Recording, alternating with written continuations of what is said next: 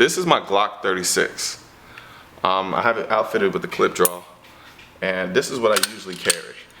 Let me do, we're clear. Okay, we're good. I usually carry this is my main carry gun. It's chambered in a 45. Now, this is the slimmest Glock out that I know of.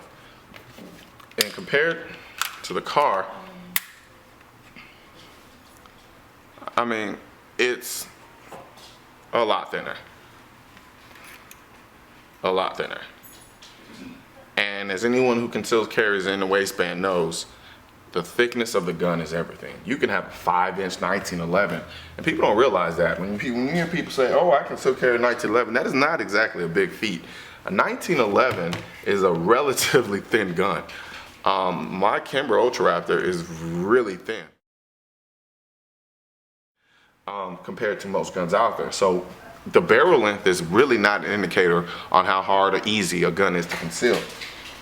It's the thickness, and not only the thickness, and then you have issues with whether or not how long your actual handle on the gun is, because that is what causes a lot of shirts to snag. I wear a lot of t-shirts, and so basically my guns need to be able to conceal under t-shirts. I'll do another video showing you how I typically wear concealed and the type of clothing I usually wear. Like I said, I don't dress around the gun. I make the gun fit to how I dress. Now,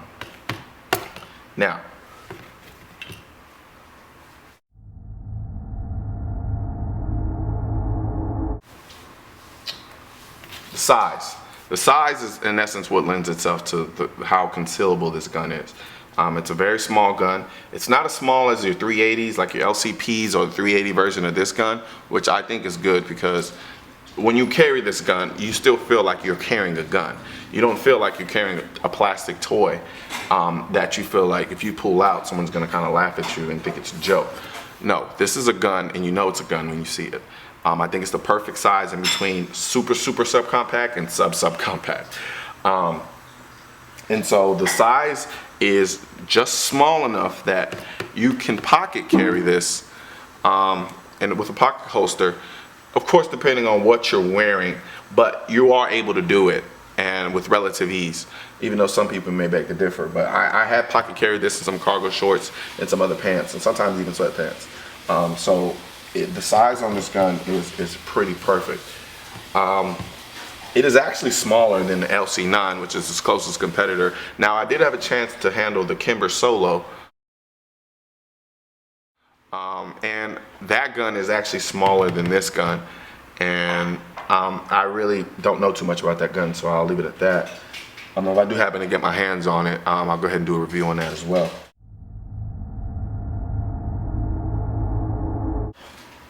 The weight on this gun is non-existent, to be honest with you. Like I said, pocket carry, no issues. Now, it's still a gun. Let's be real here. Putting this in your pocket is going to cost some considerable weight as opposed to the weight you achieve from your keys, your phone, or any other type of daily device that you may carry with you. So yes, when I put these in my cargo shorts, I do have some weight, but I don't have any. It's not so heavy as to make me not want to pocket carry this gun anymore. So with that being said, the weight on this gun is evenly distributed, especially when it's loaded with the magazines. When the magazines are loaded and the gun is fully loaded and ready to go. So that's a good thing about this gun. The weight is evenly distributed. Like some guns, especially I've noticed with the XDs, a lot of the weight comes from slide. And as a result, you kind of get this imbalance until you actually load the magazines up. But with this gun, even without a magazine, it's still pretty even in terms of the weight distribution.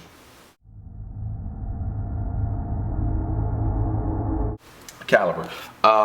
This, like I said, is chambered in a 9mm round. These are my jacketed hollow points. I haven't had any feed issues with this gun whatsoever. It runs pretty much everything with no problem. I do plan on polishing the feed ramp just to make sure everything stays clear, but for the most part, it's chambered in the 9mm.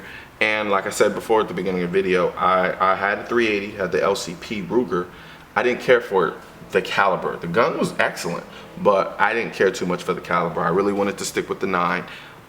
That's about as low as I'm gonna go in terms of caliber of weapon that I choose to use. So With that being said, this is chambered in 9mm. I do know this comes in a 40. I did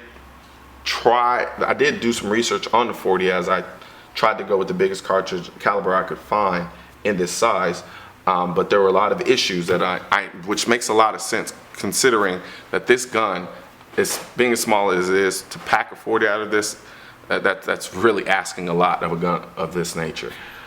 So there have been some issues, so I decided to go with the 9.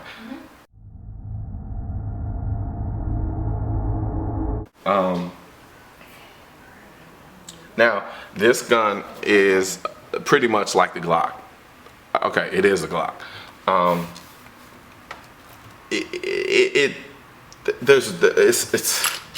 There's nothing on it. It's really dehorned. The only thing about this gun that may add considerable snag is the slide lock.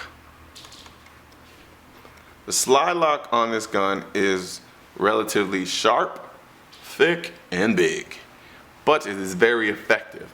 And what I mean by that is it allows the use of the slide stop in terms of chambering around, locking the slide into place. It makes it very easy. And though it is kind of sharp, you have to kind of watch it. It does have sharp edges. Some people I know have filed it down and kind of smooth out the edges. I think it takes away from the functional purpose of the slide lock. But I mean, hey, to each his own. But I do find it very effective and very easy to use. Some slide locks, like the Glock, is pretty much a joke. So with that, I really have to give it up to the slide lock. And other than that, there are no external safeties.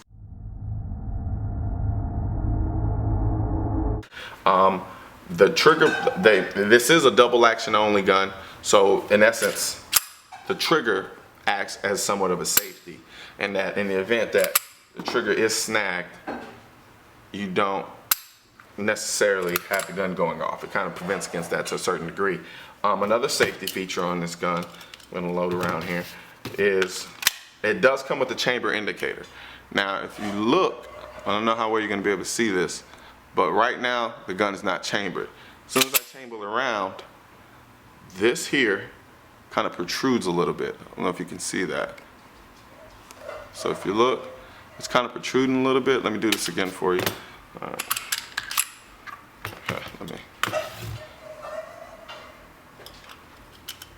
Okay, so we're gonna try this again. All right, so right now there's nothing chambered and we're good to go. So I'm gonna rack it. As soon as I did that, see this little piece here protrudes. Now it's pretty much just like the Glock. Only difference is this actually works a lot better than the Glocks, because the Glock, when it is chambered, you still really can't tell. But this one here gives you a little bit better indicator as far as when the chamber is actually, when the round is actually chambered in this gun.